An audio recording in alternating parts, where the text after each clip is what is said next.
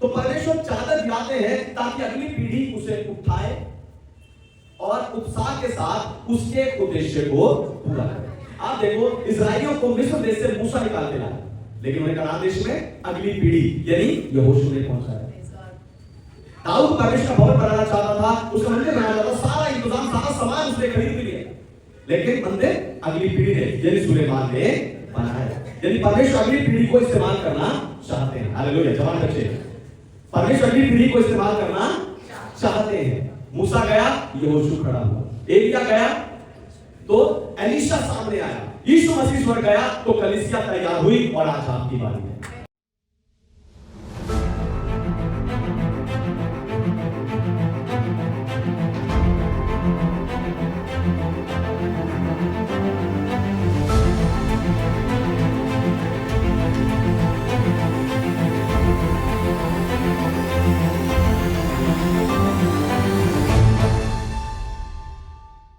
Hallelujah. आज के वचन में चले पवित्र शास्त्र बाइबल से। आज का संदेश सुने। आज का संदेश है एलिया के चादर का रहस्य। एलिया के चादर का रहस्य। ऐसा निकालिए दूसरा राजाओं की पुस्तक, उसका दूसरा अध्याय 13 और 14 वचन पढ़े। 2 किंग्स चैप्टर 2 वर्स 13 एंड 14। फिर उसने एलिया की चादर उठाई जो उस पर से गिरी थी और वह लौट गया और यरदन के तट पर खड़ा हुआ। तब उसने एलिया की वह चादर जो उस पर से गिरी थी पकड़कर जल पर मारी और कहा, एलिया का परमेश्वर यहोवा कहाँ है? जब उसने जल पर मारा तो वह इधर उधर दो भाग हो गया और एलीशा पार हो गया।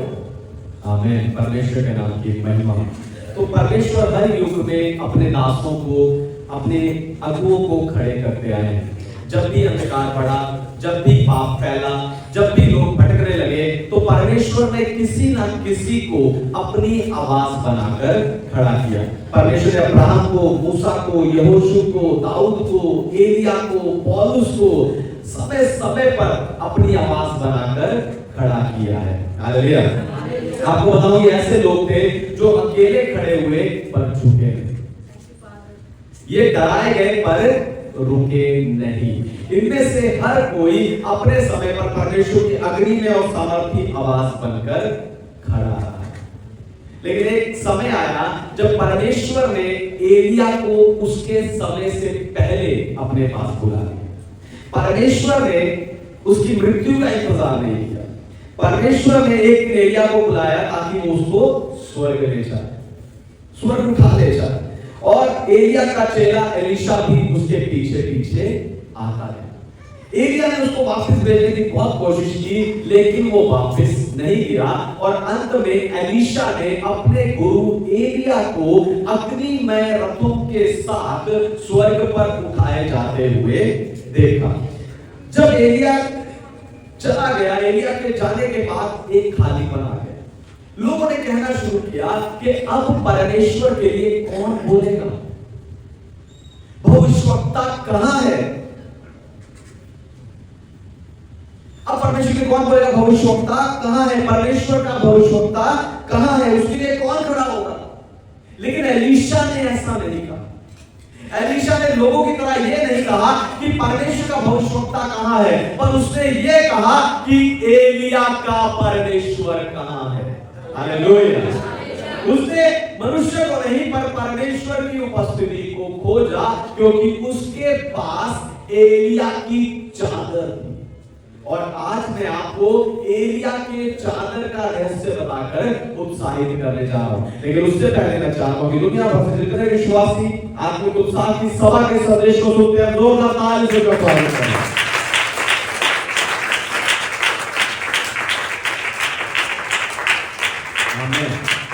एलिया के चादर का रहस्य, पहली बात, परमेश्वर अपने उद्देश्य को आगे ले जाने के लिए चादर गिराते हैं। परमेश्वर अपने उद्देश्य को आगे ले जाने के लिए चादर को गिराते हैं। पढ़िए दूसरा राजाओं की पुस्तक 2 अध्याय 13 वचन, 2 किंग्स चैप्टर 2 वर्स 13।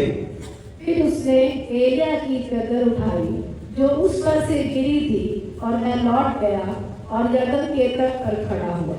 आमीन, परमेश्वर के नाम की महिमा हो। तो जब एलीशा एलिया का पीछा कर रहा था और वापस आने के लिए तैयार नहीं था, तो एलिया ने उसको पीछे आते आते देखकर कहा कि भाई, इससे पहले परमेश्वर मुझे उठाए, तू मांग, तू क्या चाहता है। उसने कहा, एलिया, जो आत्मा तुझ में है उस आत्मा का दुगना भाग मुझे चाहिए। एलिया ने कहा कि तूने बहुत कठिन, बहुत भारी चीज मांग ली है, लेकिन अगर तूने मुझे स्वर्ग उठा जाते समय देख लिया, यानी अगर तू नहीं डरा, तो तुझे जरूर ये दुगना अभिषेक प्राप्त हो जाएगा। एलिया स्वर्ग उठा लिया गया, लेकिन जो एलिया की चादर थी वो नीचे गिर गई। ये जो चादर है ये साधारण चादर नहीं है, ये एलिया की जिम्मेदारी, अभिषेक और बुलाहट का प्रतीक है।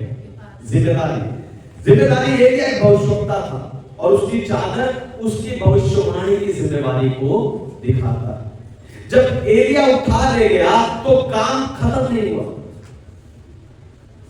अब वो काम जो है, वो चादर जो है, वो एलीशा के सामने पड़ी है। उस चादर को उठाने का अर्थ है कि अब ये काम, अब ये बोझ, अब ये जिम्मेवारी, अब ये उत्तरदायी जो है एलीशा उठाने के लिए तैयार है। यदि परमेश्वर का काम कभी नहीं रुकता, पर उसको जिम्मेवारी उठाने वाले लोग चाहिए। हालेलुया। या यूं कह लीजिए, परमेश्वर का काम नहीं रुकता जब जिम्मेवारी उठाने वाले लोग हों। हालेलुया। फिर अभिषेक, चादर एलिया के अभिषेक की पहचान थी। जब एलिया परमेश्वर के बताए हुए मार्ग में जा रहा था कि परमेश्वर को स्वर्ग उठा ले जाए, तो रास्ते में एक यरदन नदी आई। एलिया ने अपनी चादर ली, उसको इकट्ठा किया और उसको पानी के ऊपर मारा, पानी दो भाग हो गया और एलिया और एलीशा बीच में से निकल गए। जब एलिया उठा लिया गया और एलीशा ने वो चादर उठाई और वो वापस आ रहा था, तो उसने वही चादर पानी में फिर से मारी और वही सामर्थ फिर से प्रकट हुई, यानी पानी फिर से दो भाग हो गया। इससे स्पष्ट होता है कि परमेश्वर अपना अभिषेक आगे दूसरों को, अगली पीढ़ी को सौंपना चाहता है, लेकिन ये अभिषेक उसी को मिलता है जो चादर उठाने के लिए तैयार होता है, जो चादर उठाने का साहस दिखाता है कि मैं आगे बढ़कर जिम्मेवारी और सेवा करने को तैयार है। फिर बुलाहट, एलीशा के जीवन में बुलाहट पहले से थी, इसीलिए वो एलिया का चेला बना। एलीशा के जीवन में बुलाहट पहले से थी, लेकिन जैसे ही उसने एलिया की चादर उठाई, वो बुलाहट एक्टिवेट हो गई। हालेलुया। चादर उठाते ही वो चेला नहीं रहा, पर सेवक बन गया। हालेलुया। एलीशा चादर उठाते ही सेवक नहीं रहा, पर चेला नहीं रहा, पर सेवक बन गया। चादर उठाकर उसने घोषणा कर दी कि अब मैं पीछे नहीं हटूंगा, ये जिम्मेवारी, ये काम, ये सेवा, ये बुलाहट और परमेश्वर का उद्देश्य मैं जरूर पूरा करूंगा। लेकिन समस्या ये है कि आज लोग परमेश्वर अभिषेक की चादर को गिरते हुए तो देखते हैं, लेकिन उससे उठाने के लिए तैयार नहीं होते।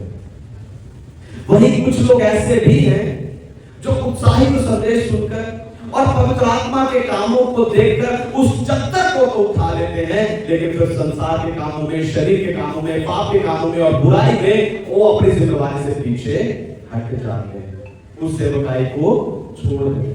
पर आपको समझना चाहिए, जब आप एक काम, एक सेवा, एक मीटिंग बार बार शुरू करते हो और बंद करते हो, तो इससे आपके साथ वाले और आपके परिवार सेवा के लिए निरुत्साहित होते हैं। लेकिन जो एलीशा की तरह अपनी बुलाहट को पूरा करना चाहता है, वो हर हाल में सेवा करता है। हालेलुया। वो हर हाल में वो अपनी जिम्मेवारी को पूरा करता है। चर्च में, परमेश्वर के राज्य में कोई भी जिम्मेवारी वो उसे पूरा करता है। तो परमेश्वर चादर गिराते हैं ताकि अगली पीढ़ी उसे उठाए और उत्साह के साथ उसके उद्देश्य को पूरा करे। आप देखो, इजराइलियों को मिस्र देश से मूसा निकाल के लाया, लेकिन उन्हें कनान देश में अगली पीढ़ी यानी यहोशू ने पहुंचाया। दाऊद परमेश्वर का भवन बनाना चाहता था, उसका मंदिर बनाना चाहता था, सारा इंतजाम, सारा सामान उसने खरीद भी लिया, लेकिन मंदिर अगली पीढ़ी ने यानी सुलेमान ने बनाया। यानी परमेश्वर अगली पीढ़ी को इस्तेमाल करना चाहते हैं। हालेलुया। जवान बच्चे परमेश्वर की पीढ़ी को इस्तेमाल करना चाहते हैं। मूसा गया, यहोशू खड़ा हुआ। एलिया गया तो एलीशा सामने आया। यीशु मसीह स्वर्ग गया तो कलीसिया तैयार हुई और आज आपकी बारी है। हालेलुया। आज आपकी बारी है। इस वचन के तुरंत बाद चढ़ाई छुड़ाने के समय में आज वही चादर परमेश्वर फिर से गिराएंगे उन लोगों के लिए जो जिम्मेवारी उठाने को तैयार है। हालेलुया। एलिया की चादर का रहस्य। दूसरी बात, एलीशा ने मनुष्य को नहीं परमेश्वर को खोजा। एलीशा ने मनुष्य को नहीं परमेश्वर को खोजा। पढ़िए दूसरा राजाओं की पुस्तक 2 अध्याय 14 वचन, 2 किंग्स चैप्टर 2 वर्स 14। तब उसने एलिया की वह चादर जो उस पर से गिरी थी पकड़कर जल पर मारी और कहा, एलिया का परमेश्वर यहोवा कहाँ है?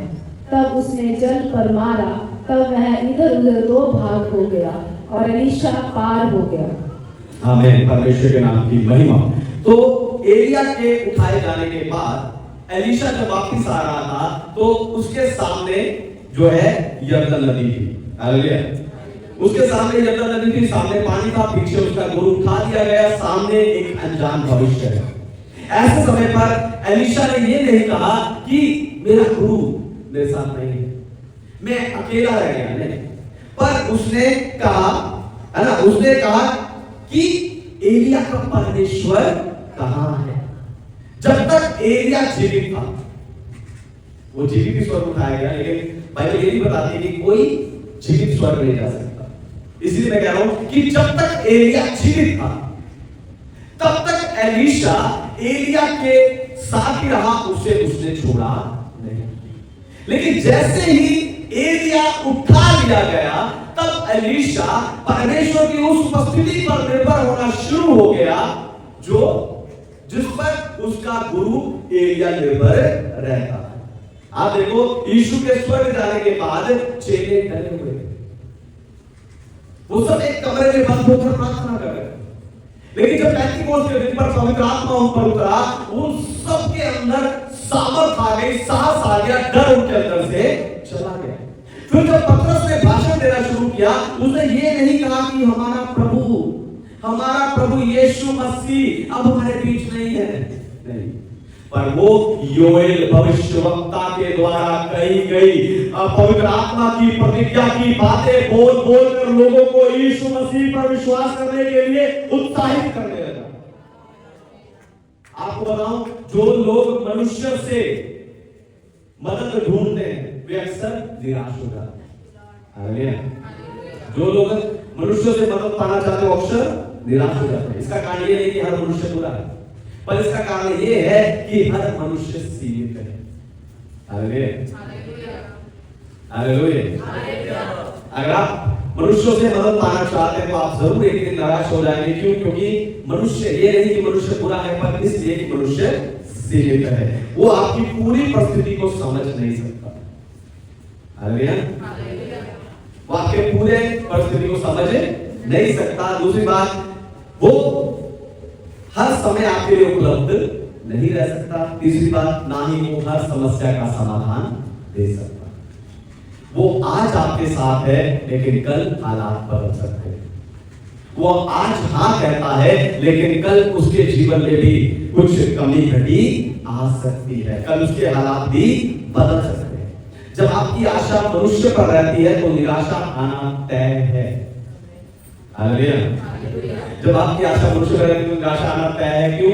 क्योंकि आप मनुष्य से उस चीज की इच्छा करने लगते हो जो सिर्फ परमेश्वर पूरी कर सकता है। हालेलुया। दोबारा सुनिए, ध्यान सुनिए। जब आप मनुष्य पर भरोसा रखते हैं तो निराशा आना तय है, क्योंकि आप मनुष्य से उस चीज की उम्मीद करने लगते हैं जिसे सिर्फ और सिर्फ परमेश्वर पूरा कर सकता है। लेकिन जो लोग परमेश्वर की खोज में रहते हैं वो सामर्थ पाते हैं। हालेलुया। जो लोग परमेश्वर की खोज में रहते हैं वो सामर्थ पाते हैं। क्यों? क्योंकि हम परमेश्वर को खोज रहे हैं। हालेलुया। और खोजने का अर्थ सिर्फ प्रार्थना करना नहीं है। ध्यान सुनिए, खोजने का अर्थ सिर्फ प्रार्थना करना नहीं है, पर पूरे मन से परमेश्वर पर निर्भर होना। हालेलुया। खोजने का सिर्फ प्रार्थना करना नहीं है, पर पूरे मन से परमेश्वर पर निर्भर होना है। जब आप परमेश्वर को खोजते हो तो आप अपनी कमी को अंगीकार करते हो। हाँ, परमेश्वर तेरे जीवन में कमी है, इसलिए हमने पीछे एक अच्छा संदेश सुना था, अपूर्ण से पूर्ण तक। परमेश्वर की परिपूर्णता से हमें पूर्ण करता है। तो जब आप परमेश्वर पर निर्भर होते हो तब आप अपनी कमी को, अपनी जिंदगी की उस कमी को परमेश्वर के सामने मान लेते हो और परमेश्वर की सामर्थ को अपने जीवन में आने की जगह देते हो। याद रखो, परमेश्वर थकता नहीं, परमेश्वर बदलता नहीं और वो कभी पीछे नहीं हटता। वो आपको ऐसी सामर्थ देता है जो ना सिर्फ परिस्थिति बदल सकती है पर वो लोगों को भी बदल सकती है। Hallelujah, hallelujah.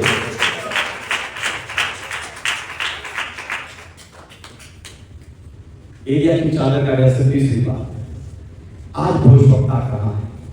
ये एक बड़ा सवाल है, अगर हमने इसका जवाब नहीं दिया तो ये वचन अधूरा रह जाएगा। आज भविष्यवक्ता कहाँ है? पढ़िए यिर्मयाह भविष्यवक्ता की पुस्तक अध्याय 1 वचन 9, यिर्मयाह चैप्टर 1 वर्स 9। तब यहोवा ने हाथ बढ़ाकर मेरे मुंह को छुआ और यहोवा ने मुझसे कहा, देख मैंने अपने वचन तेरे मुंह में डाल दिए हैं। आमीन, परमेश्वर के नाम की महिमा। तो आपको बताऊं, परमेश्वर के भविष्यवक्ता खत्म नहीं हुए हैं। हालेलुया।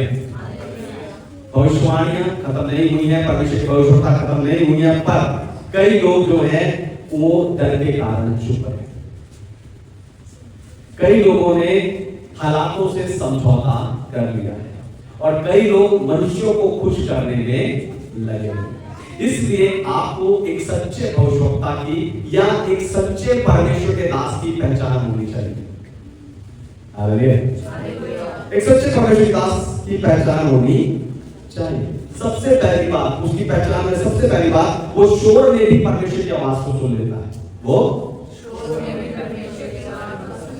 परमेश्वर की आवाज को सुन लेता है। एक सच्चा परमेश्वर का दास कितना भी शोर हो, उसमें परमेश्वर की आवाज को अलग से सुन लेता है।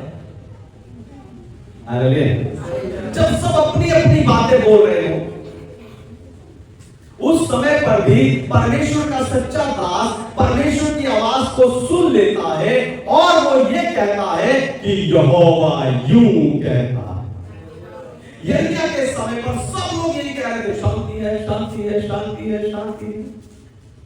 लेकिन यिर्मयाह ने परमेश्वर की आवाज को सुन लिया कि परमेश्वर की ओर से कोई शांति नहीं है। और यिर्मयाह ने वही कहा जो सच था, बेशक उसे जेल में डाल दिया। तो परमेश्वर के लोग संसार के पीछे नहीं जाते। एक सच्चा परमेश्वर का दास होता है, वो संसार के पीछे, लोगों के पीछे नहीं जाता, वो सच का साथ देता। हालेलुया। और सत्य परमेश्वर का वचन है, वो सत्य का साथ देता है, परमेश्वर की आवाज को सुनता है। दूसरी बात, लोकप्रिय ना होने पर भी सत्य बोलता है। एक सच्चा परमेश्वर का दास प्रसिद्ध ना हो, लोकप्रिय ना हो, फिर भी क्या बोलेगा? सच बोलेगा ना। लोकप्रिय होने के लिए, प्रसिद्ध होने के लिए झूठ नहीं बोलेगा, वो सच बोलेगा, सच्ची भविष्यवाणी करेगा, वो झूठ नहीं बोलेगा। जरूरी नहीं कि सच बोलने पर आपको हमेशा तालियां ही मिले, कभी कभी आपको अकेला भी रहना पड़ता है, क्योंकि एक सच्चा भविष्यवक्ता जानता है कि सही होना लोकप्रिय होने से ज्यादा जरूरी है। हालेलुया। आपका सच्चा होना, परमेश्वर के भक्त का सच्चा होना लोकप्रिय होने से ज्यादा जरूरी है। जब पूरा देश बाल के देवता के पीछे लगा हुआ था, उस समय पर एलिया अकेला खड़ा था। विश्वास में, यहोवा के विश्वास में एलिया अकेला खड़ा था। बाल के 450 नबियों को चुनौती देकर उनके साथ लड़ रहा। एक सच्चा परमेश्वर का भक्त, एक सच्चा परमेश्वर का दास, वो लोगों के पीछे नहीं जाता, वो भीड़ के पीछे नहीं जाता, वो परमेश्वर को देखता है कि परमेश्वर किस ओर खड़ा है। हालेलुया। तीसरी बात है, मनुष्य की स्वीकृति नहीं, परमेश्वर की आज्ञा पर ध्यान देता। एक सच्चा परमेश्वर का दास मनुष्यों की स्वीकृति नहीं चाहता, वो ये देखता कि परमेश्वर क्या आज्ञा दे रहा है। सच्चा भक्ता ये नहीं सोचता कि लोग क्या सुनना चाहते हैं। हालेलुया। एक सच्चा परमेश्वर का दास ये नहीं सोचता कि लोग क्या सुनना चाहते हैं, पर वो ये सोचता है कि परमेश्वर क्या कहना चाहता है। क्योंकि सेवा बुलाहट से चलती है, तालियों से नहीं। Hallelujah, hallelujah. आमोस ने साफ कहा था, ना मैं नबी हूं, ना नबियों का बेटा हूं, लेकिन मैं फिर भी भविष्यवाणी करने के लिए निकला। क्यों? ये मेरा पेशा नहीं है, मैं फिर भी भविष्यवाणी करने के लिए निकला। क्यों? क्योंकि परमेश्वर ने मुझे बुलाया और मैं खड़ा हो गया। हालेलुया। सच्चा भविष्यवक्ता लोगों को खुश नहीं करता, वो परमेश्वर को प्रसन्न करने के लिए खड़ा होता है। हालेलुया। फिर चौथी बात, स्वयं को नहीं, परमेश्वर को ऊंचा करता। एक सच्चा जो परमेश्वर का दास है, वो खुद को ऊंचा नहीं करता। किसको ऊंचा करता है? परमेश्वर को ऊंचा करता। तो सच्चा भविष्यवक्ता अपनी पहचान, अपना नाम, अपनी स्टेज ऊंची नहीं करता, वो परमेश्वर को ऊंचा करता है। उसका लक्ष्य परमेश्वर को महिमा देना होता है।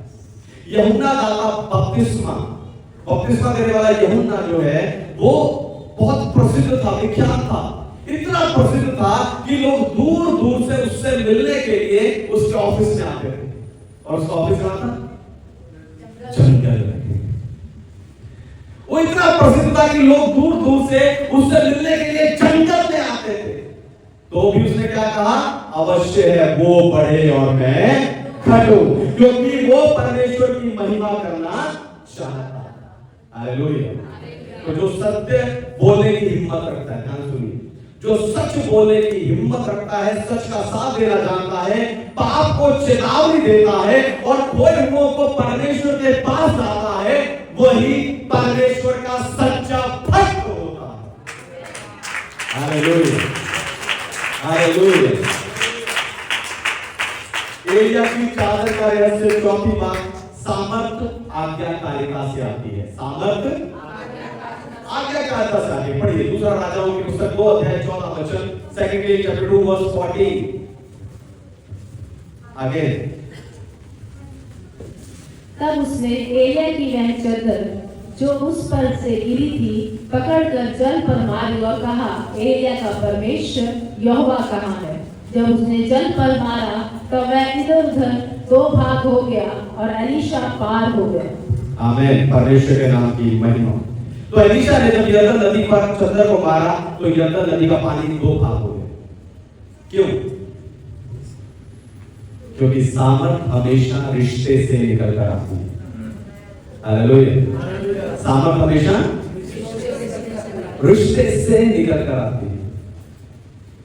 आपके घर का रिश्ता, परिवार का रिश्ता, पति पत्नी का रिश्ता, परिवार का रिश्ता जितना मजबूत होता है उतना घर मजबूत होता है।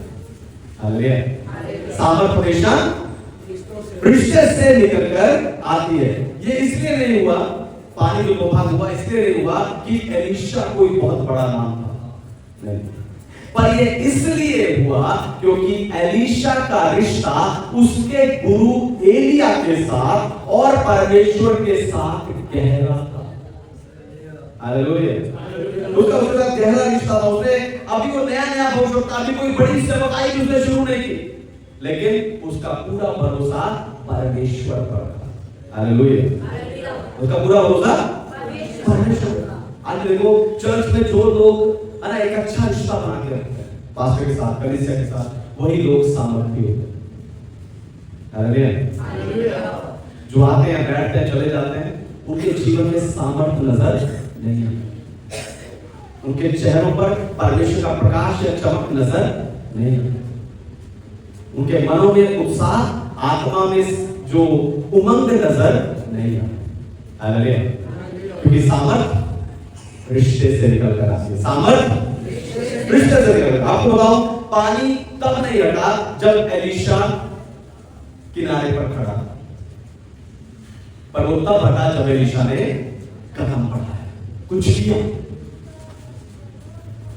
अगर एलीशा ने कदम ना बढ़ाया होता, विश्वास का कदम ना बढ़ाया होता, तो शायद आज भी वो किनारे पर ही खड़ा रहता। लेकिन उसने वही किया जो उसने अपने गुरु एलिया को करते हुए देखा था। उसने विश्वास का कदम उठाया। परमेश्वर प्रार्थना करने के साथ साथ विश्वास का कदम जो उठाता है उसका साथ देते हैं। हालेलुया। मैं बहुत प्रार्थना करता हूं, 3 घंटे प्रार्थना करता हूं, मैं हफ्ते में 2 बार उपवास लेता हूं, मैं हर संडे चर्च आता हूं, लेकिन परमेश्वर प्रार्थना करने के साथ जो विश्वास का कदम उठाता है उसका साथ देते हैं। हालेलुया। लाल समुद्र तब नहीं खुला जब इजरायली किनारे पर थे। लाल समुद्र तब भी नहीं खुला जब फिरौन की सेना उन्हें मारने के लिए आ रही थी। लाल समुद्र तब खुला जब मूसा ने परमेश्वर की आज्ञा मानकर अपनी लाठी को बढ़ा दिया। हालेलुया। तूफान से बहती हुई यरदन नदी तब नहीं रुकी जब यहोशू बैठकर उसे पार करने का प्लान बना रहा, पर तूफान से बहने वाली यरदन नदी तब रुकी जब याजकों ने वाचा का संदूक उठाकर जैसे ही पांव पानी में लगाया वो नदी दो भाग हो गई। और आज वही नदी एलीशा के सामने फिर से दो भाग हो गई है। अगर आप विश्वास करेंगे आपके सामने की समस्या भी आज दो भाग हो जाएगी, क्योंकि परमेश्वर अपना सिद्धांत नहीं बदलता। हालेलुया। लेकिन समस्या ये है, आप यही कहते रहते हो कि पहले रास्ता खुले, पहले परमेश्वर इंतजाम करे, पहले परमेश्वर मुझे तंदुरुस्ती दे, तब मैं सेवा करूंगा। पर आपको बताऊं, जब आप विश्वास का कदम बढ़ाएंगे तो रास्ता भी खुल जाएगा। हालेलुया। मरकुस 16 अध्याय 20 वचन कहता है कि जब चेलों ने आज्ञा मानकर प्रचार करना शुरू किया तो प्रभु उनके साथ काम करता था, वचन को चिन्हों और चमत्कारों के साथ साबित करता था। यानी चिन्ह और चमत्कार आगे नहीं चलते, पर आज्ञा मानने वालों के पीछे आते हैं। हालेलुया। चिन्ह और चमत्कार आगे नहीं चलते, आज्ञा मानने वालों के पीछे आते हैं। जब परमेश्वर आपके विश्वास के बढ़ते हुए कदम को देखेंगे तो आपको रास्ता भी दिखाएंगे, आपको आशीष भी देंगे, आपको ऊंचा भी उठाएंगे। एलिया की चादर का रहस्य। पांचवी और आखिरी बात, परमेश्वर आपको सेवा के लिए बुला रहे हैं। परमेश्वर आपको सेवा के लिए बुला रहे हैं। परमेश्वर मुझको सेवा के लिए बुला रहे हैं। पढ़िए यशाया अध्याय 6 वचन 8, आइज़ाया चैप्टर 6 वर्स 8। तब मैंने प्रभु का यह वचन सुना, मैं किसको भेजूं और हमारी ओर से कौन जाएगा? तब मैंने कहा, मैं यहाँ हूँ, मुझे भेज। आमीन। परमेश्वर के नाम की महिमा हो। परमेश्वर एक सवाल पूछ रहे हैं, हमारे लिए कौन जाएगा, मैं किसको भेजूं? आपको बताऊं, परमेश्वर ये सवाल जानकारी के लिए नहीं पूछ रहे, क्योंकि परमेश्वर जानते हैं कौन जा सकता है। वो पहले से जानता है कौन जिम्मेवार है, कौन अच्छा है, कौन अभिषिक्त है, किसका मन तैयार, वो पहले से जानता है। लेकिन ये सवाल परमेश्वर समर्पण की खोज में पूछ रहे हैं। हालेलुया। ये सवाल परमेश्वर जानकारी के लिए नहीं पूछ रहे, परमेश्वर पहले से जानता है किसका मन तैयार है, लेकिन परमेश्वर ये सवाल एक समर्पित मन की खोज में पूछ रहे हैं। और ये सवाल आज भी गूंज रहा है। हालेलुया। ये सवाल आज भी गूंज रहा है। हालांकि क्यों? क्योंकि परमेश्वर जो है उसका काम कभी खत्म नहीं होता, उसका काम कभी नहीं रुकता, लेकिन लोग तैयार लोग रुक जाते हैं। हालेलुया। उसके काम की कमी नहीं है, सेवा की कमी नहीं है, उसके राज्य में सेवकाइयों की कमी नहीं है, लेकिन हाँ कहने वाले कम हो गए। हालेलुया। परमेश्वर आज भी भेजना चाहते हैं। परमेश्वर आज भी परमेश्वर आज भी आपको भेजना चाहते हैं।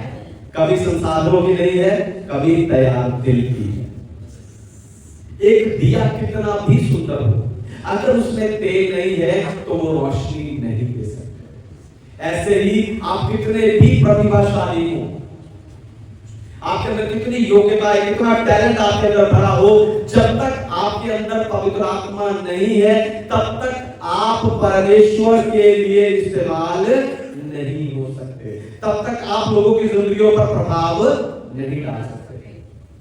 परमेश्वर हमारी क्षमता नहीं, हमारी उपलब्धता देखता है। हालेलुया। आप कितने बलशाली, कितने खूबसूरत, कितने टैलेंटेड, ये नहीं आप मौजूद है या नहीं, आप उपलब्ध है या नहीं, परमेश्वर वो देखता है। हालेलुया। एलिया का परमेश्वर कहां है? परमेश्वर आज भी सिंहासन पर ही है और वो आज भी चादर दिला रहा है, लेकिन सवाल ये है कि क्या हम उस चादर को उठाएंगे? हालेलुया। सवाल ये नहीं है परमेश्वर का, सवाल ये है कि परमेश्वर जब चादर गिरा रहा है तो क्या आप चादर को उठाएंगे? एक बहुत बड़ा चर्च था और हर रविवार उस चर्च में एक घंटी बजाई जाती थी। उस घंटी की आवाज से लोगों को पता चल जाता था कि अब जो है सेवा शुरू होने वाली है। हालेलुया। एक बहुत बड़ा चर्च था और चर्च में सब आके बैठ जाते थे। जब घंटी बजती थी तभी क्या होता था, वो सेवा वहां पर शुरू होती। तो सालों तक एक व्यक्ति उस घंटी को बजाता था क्योंकि वो समय का पाबंद था। मेरी तरह होगा तो वो समय का पाबंद था, वो तेजी से चल सकता था, उसके हाथ मजबूत थे, इसलिए सालों से एक ही व्यक्ति घंटी बजाता। लेकिन धीरे धीरे समय बीतता गया, वो बूढ़ा हो गया और एक रविवार वो नहीं आया। सब लोग चर्च में आकर बैठे हैं और देख रहे हैं कि घंटी क्यों नहीं बजी। पास्टर स्टेज पर खड़ा है, गाने वाले भी स्टेज पर तैयार हैं और सब ये सोच रहे हैं कि घंटी क्यों नहीं बजी। सब एक दूसरे को देख रहे हैं, कौन बजाएगा ये घंटी, कौन बजाएगा। सब एक दूसरे को देख रहे हैं, सोच रहे हैं शायद वो बजा दे, शायद वो बजा दे। लेकिन तभी बीच में से एक बुजुर्ग माता जी उठी, कांपते हुए पैरों के साथ, कांपते हुए हाथों के साथ हो गई और उसने घंटी बजा दी और पूरे चर्च में टन टन की आवाज गूंज उठी और वहां पर सेवा शुरू हो गई। उस औरत ने कोई प्रचार नहीं किया, उस औरत के पास माइक नहीं था, उस औरत ने कोई प्रचार नहीं किया, लेकिन फिर भी उसने एक संदेश दिया कि अगर हम चुप बैठे रहेंगे तो आराधना नहीं करेंगे, लेकिन अगर हम में से हर कोई अपनी अपनी जिम्मेदारी को पूरा करेगा तो परमेश्वर की महिमा होगी। हालेलुया। आज भी परमेश्वर यही सवाल पूछ रहे हैं कि कौन घंटी बजाएगा, कौन प्रार्थना करेगा, कौन बच्चों को सिखाएगा, कौन बीमारों से मिलने जाएगा और कौन अपने नाम, अपने पद की परवाह न करके परमेश्वर की सेवा करेगा। कौन है जो नाम को नहीं ढूंढ रहा, पर अपनी पहचान को नहीं ढूंढ रहा, पर परमेश्वर के राज्य को पूरा करना चाहता है। आइए अपनी आंखें बंद करें, अपने आप को परमेश्वर के हाथों में समर्पित